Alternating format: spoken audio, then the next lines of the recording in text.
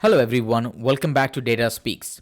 In this part 3 video of building an agentic AI chatbot using Hugging Face and augmenting the web search, we have already completed several steps, including installing necessary libraries and modules, then importing them, checking the GPU availability, selecting the Hugging Face model, and then having the Hugging Face text generation pipeline built. Then we have tested the model output without including the web search. Then we have added the web search component and we have seen a couple of results utilizing the web search function. Then we have seen those were sort of satisfactory. Now, can we integrate those web search results into the context and ask the model to give the final response as a summarized and the output of the model's response to the user's question? So here, what we exactly going to do is we are going to convert all of those search results that we had right here in our previous step into the context.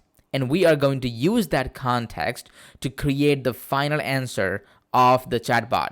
That's what we're going to do. Let's convert all the search result into the context in this video. I will begin with defining the search function or search context that takes the search result from the previous function as we had here, and then we are going to create the context blocks that's going to store all the context from each individual search results. What we're going to do is we are going to write a for loop that enumerates through each search result. That means each of those will have the index, position, and the value. Then we are going to append all of those search result title, the URL, and the body into the context block. Then we are going to return as a joined context block as a one single context block from all of those 5 or whatever number of results we have got from the previous step. Once then we have defined the function, then we are going to call the function, which is build search context, and test results that we had defined above. Right here we have the test results, which is all the web search result from the question that we have asked. And we have also seen how does the web search result look like. So we are passing that to the function called build search context we have defined here, and we are going to get all of those context blocks as our context to the model.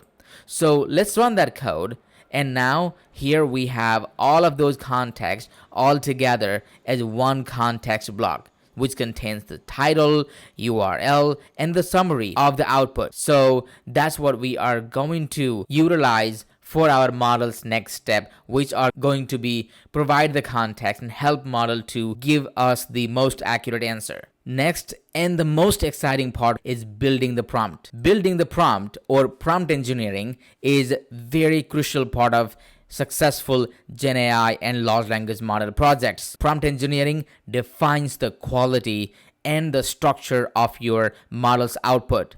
Prompt engineering guides the model what exactly the model is supposed to do and what exactly the model is not supposed to do. Think about prompting a guidance to the intern that has recently started working with the company.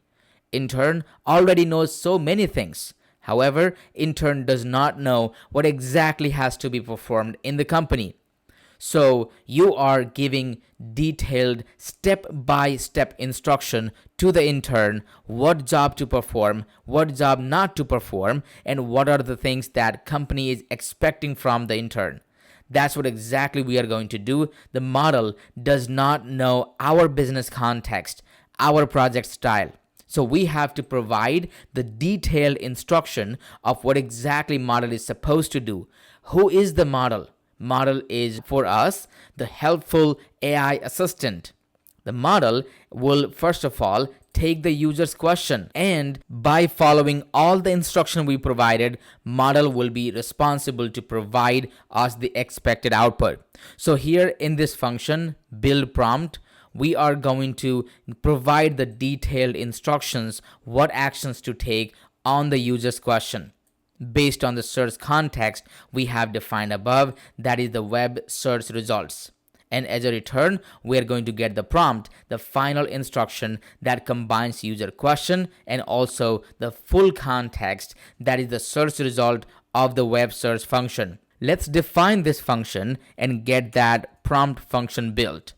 Once we have defined the function build prompt, then that is what we are going to use as a final web search augmented chatbot function, in which we are going to call that build prompt function with other functions as well, and we are going to define the final function which is going to give us the final output. So beginning with defining the function which is answer with web search. Here, the parameters we are going to pass is user's question, which is going to be in the string format. Max result, which is going to be how many web search result we want to retrieve and use in the context, as we have defined previously the context function. Then max new tokens as a search result or as an output from the large language model on the user's question, how many tokens we want the model to maximum produce. Then the temperature, we want to control the randomness a little bit here. 0 means complete specific answer and 1 means context added answer. Here we are in the middle. Here we want to ensure that model is a little bit creative but also is focusing on the fact. And as a result, we want to get the tuple of that combines generated answer and the list of search results used as a context. We want to know that from where the model is using and generating the answer. So with that function name and the parameter being defined, we want to use previously defined function, the web search, that gives us the search result. So it will take the user's question and will produce up to the max result, which is 5. That's what we want to get. It will give us the 5 answers that is found on the web search. Then we are building the search context using these search results by calling the function build search context. And at the end, we are calling final prompt. That's going to be building the prompt, which we have just defined above, that takes the user's question and the search context, which we have built here, and using that, it will generate the final prompt. That will be complete instruction and guidance to the large language model, what exactly we are expecting and what output should the model provide. And you can customize the prompt based on your need. We have just given some example here of the prompt. For example, we have said use the web search result as a main context, and we have also said do not make up the fact to avoid or reduce the hallucination. We are also saying give a clear and detailed beginner-friendly answer. That means we want to ensure that the answer does not contain very context jargons, keywords, and bunch of mathematical unexplained formulas. We want to also say keep the answer focused and easy to understand. Basically, you can customize these rules and also add some what not to do kind of things. We have basically added some of those, but you are completely free to modify this kind of prompt and guide the model what exactly the output you want. If you have a specific need of the format of the output, you can always define that in the prompt as well. So that being said, here we are using that function to build the final prompt. And at the end, step number 4, we are going to call the chatbot, which will take the final prompt that we have defined here, and then also maximum tokens. We're providing how many maximum number of token we want as the generated answer. Then we are defining the temperature, which is provided here 0.4. However, if you wish to change, you are always free to change here. You can put some other number other than defined in the parameter. Then do sample equals true. That enables a sampling to get the more varied responses. Also, we are calling return full text equals false. We want only the generated part of the text, not the complete prompt.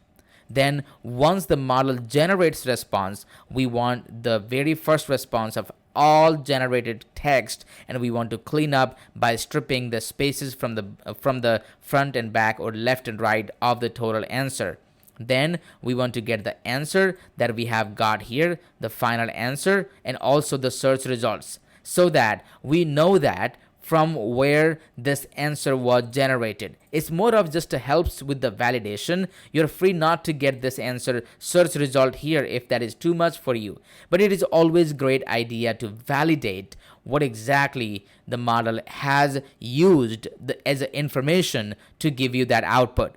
So we define this function and we have built the final web search augmented chatbot function.